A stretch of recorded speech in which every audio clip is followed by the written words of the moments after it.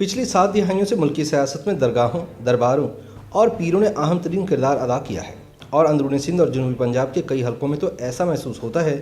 کہ جیسے وہاں الیکشن سیاسی جماعتوں کی بجائے گدی نشینوں کے مابین لڑے جاتے ہیں۔ انگریزوں نے اپنے اقتدار کو مضبوط بنانے کے لیے ہندوستان میں استحصالی تصورات کے تحت نئے سیاسی طبقات پیدا کیے اور انہیں اپنا دست راست بنا کر طاقت میں حصہ دار بنایا۔ وفادار خانوادوں کو وائسرائے کے دربار تک رسائی، خطابات اور سرکاری عہدوں سے نواز کر انہیں سماج کے دیگر طبقات کے مقابلے پر ممتاز کیا گیا۔ برطانوی راج میں حکمت عملی کے تحت فرقہ وارانہ مذہبی شناخت کو سیاسی شناخت کے ساتھ مربوط کیا گیا۔ اس کے لیے سرداروں، وڈیروں اور جاگیردار خانوادوں کو مزارات کی گدی نشینی اور پیری مریدی کے لیے منتخب کیا گیا۔ مزاحمتی تحریکوں کے دباؤ پر برطانوی سرکار نے ہندوستان میں جب کنٹرول جمہوری سیاست متعارف کرائی تو سرکار نے انہی خانوادوں کو اسمبلیوں تک پہنچانے کا بندوبست کیا اور پھر انہی جاگیرداروں کو پیری مریدی کا کردار سونپا گیا۔ پیروں کو ڈپٹی کمشنر، کمشنر یا گورنر کے دربار میں کرسی عطا کی جاتی۔ یہ کرسی یا منصب مریدین کی تعداد اور انگریز سرکار سے وفاداری پر بطور انعام دی جاتی۔ پھر سرکار کی جانب سے ان پیروں کو سونے یا چاندی کے حرف میں لکھا شاباش نامہ دیا جاتا اور مخصوص علامتی لباس کے ساتھ تلوار اور بندوق بھی فراہم کی جاتی۔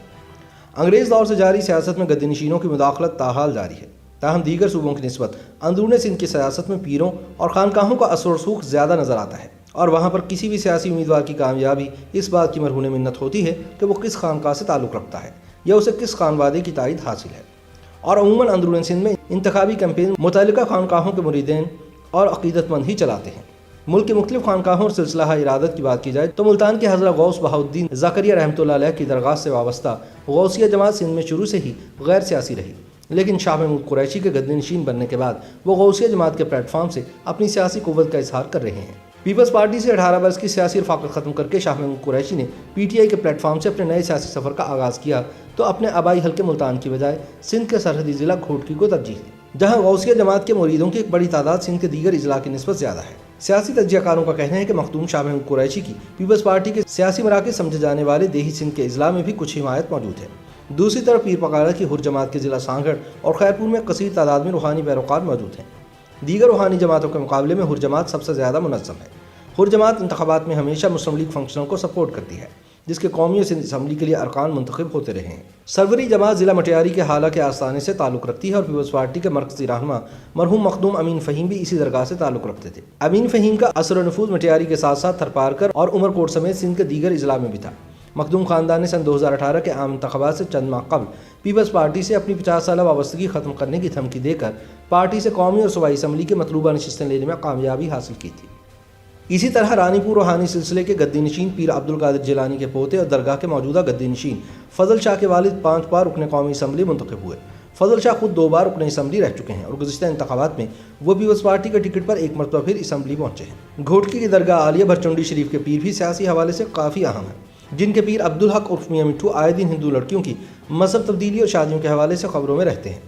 سیاسی امور کے ماہرین کا کہنا ہے کہ پاکستان بالخصوص دیہی سندھ اور جنوبی پنجاب کی سیاست میں درگاہوں، درباروں اور پیروں کا کردار بہت مضبوط ہے، اور مقامی درگاہوں کے گدی نشینوں کی سیاست اور انتظامیہ میں گرفت موجود ہے، جہاں مرید خود کو اپنے پیر کے فیصلے قبول کرنے کا پابند سمجھتے ہیں۔ مذہب اور روحانی گدیوں پر تحقیق کرنے والے ریسرچرز کے مطابق درگاہوں اور مزاروں سے وابستہ روحانی پیر یا تو خود انتخابات میں حصہ لیتے ہیں یا اپنے نمائندوں کو انتخابات میں بطور امیدوار نامزد کرتے ہیں۔ پاکستان کے متعدد حلقوں میں اس روایت کو دیکھ کر یہ محسوس ہوتا ہے کہ انتخابات سیاسی جماعتوں کے بجائے روحانی گدیوں کے درمیان لڑے جاتے ہیں۔ روحانی گدیوں کی سیاسی معاملات میں مداخلت اور اہمیت کا اندازہ اس بات سے لگایا جا سکتا ہے کہ پاکستان مسلم لیگ نون کے 5 اراکین اسمبلی سن 2017 میں سرگودا کی درگاہ سیال شریف سے وابستہ پیر خواجہ حمید الدین سیالوی کی ہدایت پر اپنی نشستوں سے مستعفی ہو گئے تھے۔ اگر ماضی پر نظر ڈالی جائے تو پتہ چلتا ہے کہ برصغیر پاک و ہند میں برطانوی راج کے دوران خطے میں جاری مزاحمتی تحریکوں کے دباؤ پر ایک منصوبے کے تحت روحانی گدیوں کی سیاست میں کردار کو دوبارہ فروغ دیا گیا تھا۔ برطانوی راج کے دوران انگریز بھی اس خطے کی سیاست پر درگاہوں اور پیروں کے کردار کے قائل تھے، اور وہ خطے کے روحانی اور صوفی بزرگوں سے یا تو تعاون کر کے چلتے تھے یا پھر انہیں مراعات اور عطیات اور زمین دیتے تھے تاکہ ان کی طرف سے کسی بھی قسم کی مخالفت کا سامنا نہ کرنا پڑے۔ جنوبی ایشیا کی تاریخ پر تحقیق کرنے والی برطانوی پروفیسر سارہ انصاری اپنی کتاب صوفی سینٹس اور state power peers of Sindh 1843 to 1947 میں لکھتی ہیں کہ برطانوی راج نے سندھ کے پیروں کو سیاسی طاقت دینے کے لیے 1876 میں ایک ایکٹ نافذ کیا جس میں 20 برس تک توسیع کی جاتی رہی۔ سارہ انصاری لکھتی ہیں کہ اس ایکٹ کا بنیادی مقصد مقروض زمینداروں کو عارضی طور پر معاشی تحفظ پہنچانا تھا،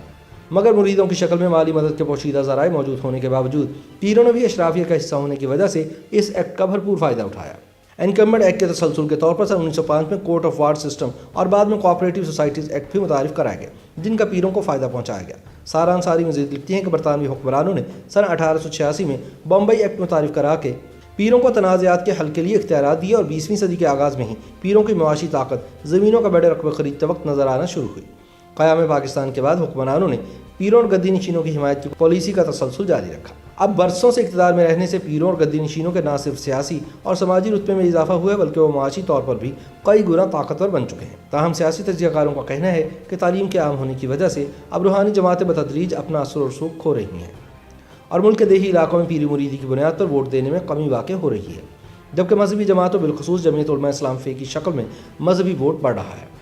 पीरी मुरीदी की बुनियाद पर वोट देने के रुझान में कमी के असबाब बताते हुए रिसर्चर्स का कहना है कि माजी में रूहानी गद्दियों से वाबस्ता पीर उज़्ज़ाम औलिया अल्लाह के पैगाम को आम करने के लिए अपने लोगों के पास आते थे, लेकिन अब अक्सर ये मामला तब्दील हो गया है। उनके बकौल पहले सजादा नशीन साल में एक बार लाजमी किसी इलाके का दौरा करते और अपने पैरोकारों से मसाइल दरियाफ्त करते थे, लेकिन गुज़िश्ता 2 दिहाइयों से ये सिलसिला अमली तौर पर ख़त्म होकर रह गया है।